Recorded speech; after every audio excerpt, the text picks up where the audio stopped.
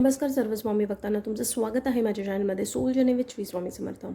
सगळ्यात पहिला जो संदेश आहे स्वामींचा तो हा आहे की कुठे ना तुम्ही आहे ना दुसऱ्यांना खूप लवकर माफ करता किंवा मग माफ करत नाही, दोघांपैकी काहीतरी एक असू शकतं.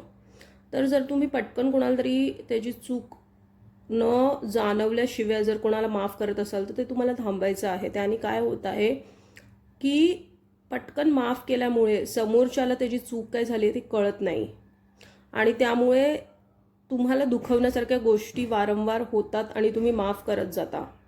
हा पहिला संदेश आहे. त्यामुळे तुम्हाला माफ जर असं काही होत आहे तर तुम्हाला थांबायचं आहे, पटकन समोरच्याला माफ करणं. दुसरा मेसेज हा आहे की जर तुम्ही माफच नसाल करत, जर समोरचा खूप वेळ अशी होऊन जाते, खूप वेळ अशी निघून जाते की जिथे तुम्ही काहीतरी धरून बसता आणि रागवून बसता आणि मग तुम्हाला त्यातून बाहेर निघायला खूप वेळ लागतो किंवा समोरच्याला माफ करायला खूप वेळ लागतो किंवा तुम्ही हट्टीपणा करता किंवा काय अशा गोष्टी तुमच्या मनात किंवा डोक्यात चालू असतात ज्यामुळे तुम्हाला समोरच्याला माफ करायला खूप खूप आतून तुम्हाला ते खूप कठीण वाटतं.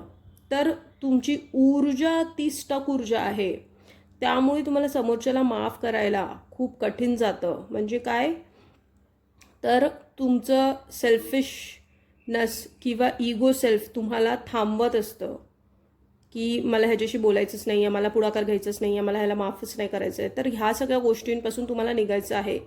स्वामी तुम्हाला हेच सांगत आहे की राग, रुसवा, फुगवे हे सगळ्या गोष्टी जर तुम्हाला तुमची ऊर्जा ही नेहमी सकारात्मक ठेवायची आहे तर ह्या सगळ्या गोष्टींना तुमच्या मनात आणि तुमच्या डोक्यात जागा नसावी.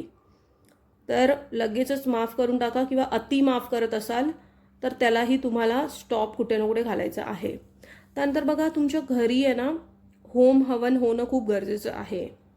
त्याने काय होतं की वास्तूची शुद्धता होते, तिकडची एनर्जीज खूप पॉझिटिव्ह होतात. तर दिवाबत्ती, अगरबत्ती हे सगळं तर आपण करतोच, धूपदीप, त्याबरोबर तुम्हाला ना हवन करायची सुद्धा सवय लावायची आहे. 15 दिवसातून एकदा किंवा हफ्त्यातून एकदा जमलं तर अतिउत्तम, पण 15 दिवसातून एकदा तरी हवन करायचं आहे. घरी गौऱ्या पेटून हवन करायचं आहे किंवा मग तुम्ही बघा आंब्याची जी ढाई असतात त्याचं सुद्धा तुम्ही हवन करू शकता. हवन सामग्री सगळी रेडीमेड भेटते, ठीक आहे. त्या थ्रू तुम्हाला हवन करायचं आहे. त्याने तुमचं पण मन शांत होणार आहे आणि घरातलं वातावरण सुद्धा बदलणार आहे, एक शांतता निर्माण होणार आहे. जर तुमची खूप चिडचिड होते किंवा घरात खूप म्हणजे सगळं काही असूनही जर चिडचिड होत आहे किंवा अशा काही गोष्टी घडत आहेत तर त्यामुळे त्याची एनर्जीज कुठेतरी तुम्हाला नेगेटिव्ह जाणवतात, तर ते हवनमुळे तुम्हाला घरात एक शांतता पसरेल, एक पीसफुल वातावरण राहील, शांतमय तुम्हाला वास्तूमध्ये त्या जिथे तुम्ही राहत आहेत तिथे तुम्हाला वाटायला सुरुवात होईल.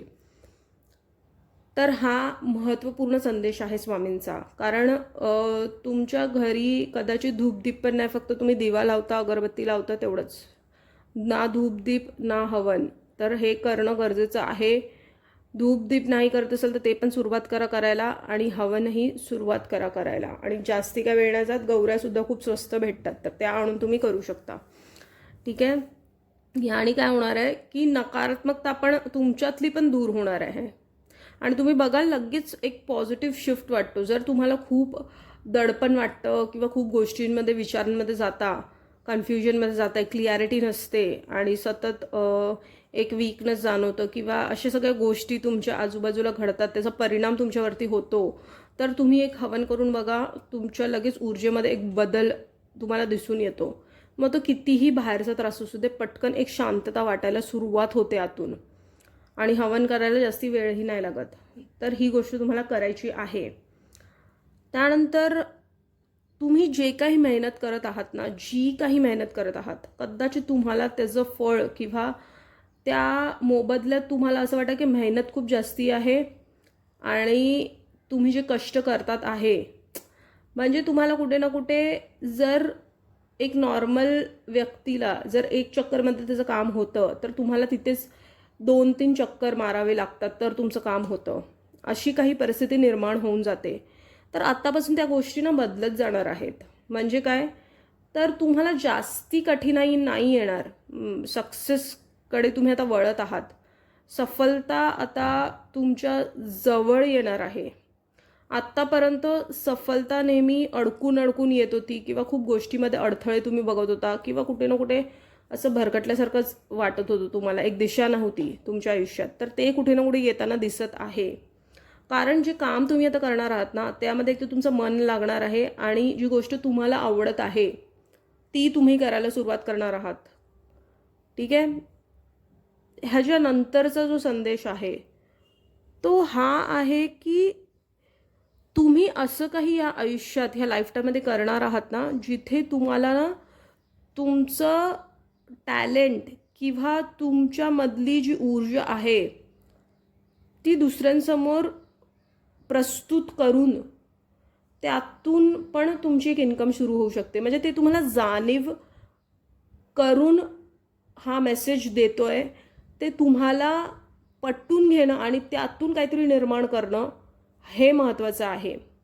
आणि जर तुम्ही ते करायला लागलात हा मेसेज सिरियसली घेऊन, तर तुम्ही बघाल त्यातूनच तुमचं एक अजून एक इन्कम सोर्स आहे ना डेव्हलप होणार आहे.